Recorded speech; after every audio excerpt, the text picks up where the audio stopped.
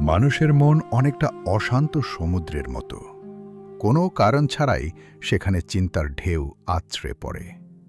আমরা বর্তমানে থাকার চেয়ে হয় অতীতে ঘটে যাওয়া কোনো ঘটনার অনুশোচনা করি, না হয় ভবিষ্যতে কি হবে সেই ভয়ে অস্থির থাকি।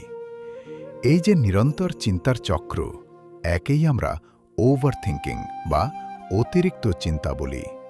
নিচে অতিরিক্ত চিন্তার কারণ এবং গৌতম বুদ্ধের একটি কালজয়ী গল্পের মাধ্যমে এর সমাধানের পথ আলোচনা করব ভিডিও জুড়ে। কেন আমরা অতিরিক্ত চিন্তা করি? মনস্তাত্ত্বিক দৃষ্টিকোণ থেকে অতিরিক্ত চিন্তা কেবল একটি অভ্যাস নয়, এটি মনের একটি প্রতিরক্ষা ব্যবস্থা, ডিফেন্স মেকানিজম।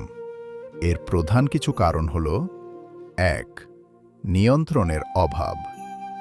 আমরা যখন বুঝতে পারি যে পরিস্থিতি আমাদের হাতের বাইরে, তখন মস্তিষ্ক অতিরিক্ত চিন্তা করে একটি কাল্পনিক নিয়ন্ত্রণ তৈরির চেষ্টা করে। ২. নিখুঁত হওয়ার প্রবণতা, পারফেকশনিজম। ভুল করার ভয় আমাদের প্রতিটি ছোট বিষয় নিয়ে ঘন্টার পর ঘন্টা ভাবতে বাধ্য করে। ৩. অতীতের আঘাত। পুরনো কোনো তিক্ত অভিজ্ঞতা থেকে শিক্ষা নিতে গিয়ে আমরা অনেক সময় সেই স্মৃতিতেই আটকে যাই। ৪.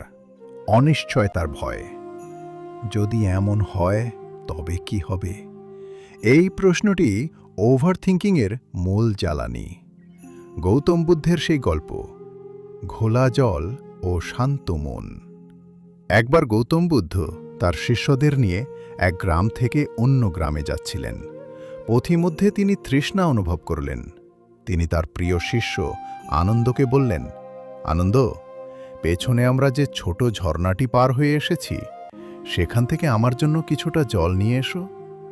আনন্দ ফিরে গেলেন, কিন্তু গিয়ে দেখলেন ঝর্ণাটির জল প্রচণ্ড ঘোলা। মাত্র কিছুক্ষণ আগে একটি গরুর গাড়ি সেই ঝর্ণা পার হয়েছে, যার ফলে নিচের কাদা ও পলি উপরে উঠে এসেছে। এই জল পান করার অনুপযুক্ত। আনন্দ ফিরে এসে বুদ্ধকে বললেন, প্রভু, ওই জল খুব নোংরা। আপনি অনুমতি দিলে আমি সামনের নদী থেকে জল নিয়ে আসি। বুদ্ধ মৃদু হেসে বললেন, না আনন্দ, তুমি ওই ঝর্ণাতেই ফিরে যাও এবং জল নিয়ে এসো। আনন্দ অনিচ্ছা সত্ত্বেও আবার গেলেন, কিন্তু জল তখনও ঘোলা ছিল। তিনি আবার ফিরে এলেন। বুদ্ধ আবারও তাকে একই কথা বললেন। তৃতীয়বার যখন আনন্দ ঝর্ণার পাড়ে পৌঁছালেন, তিনি অবাক হয়ে দেখলেন ঝর্ণার জল এখন কাচের মতো স্বচ্ছ। কাদাগুলো নিচে থিতিয়ে পড়েছে এবং ওপরের জল একদম টলটলে। আনন্দ জল নিয়ে বুদ্ধের কাছে ফিরে এলেন। বুদ্ধ জল পান করে আনন্দের দিকে তাকিয়ে বললেন, আনন্দ, দেখলে তো, কাদা সরানোর জন্য তোমাকে কোনো পরিশ্রম করতে হয়নি।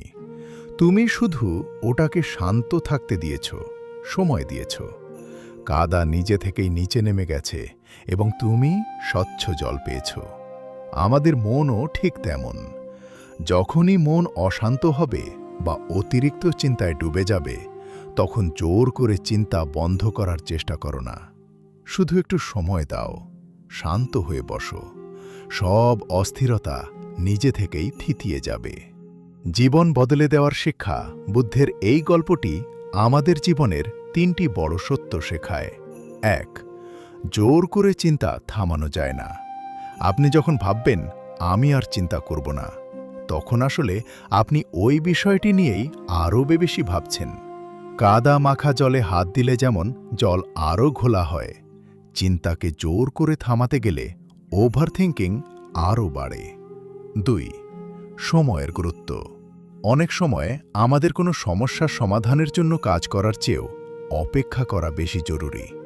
সময়ের সাথে সাথে অনেক জটিল প্রশ্নের উত্তর নিজে থেকেই পরিষ্কার হয়ে যায়। 3.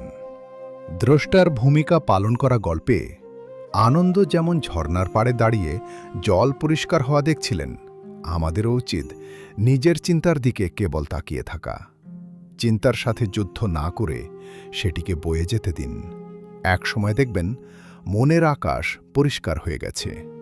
ওভারথিংকিং থেকে মুক্তির উপায় বর্তমানের উপর মনোযোগ, মাইন্ডফুলনেস। যখনই মন অতীতে বা ভবিষ্যতে ছুটবে, সচেতনভাবে বর্তমান কাজে ফিরে আসুন। নিঃশ্বাসের ওপর মনোযোগ দিন। চিন্তার সময় নির্ধারণ করুন।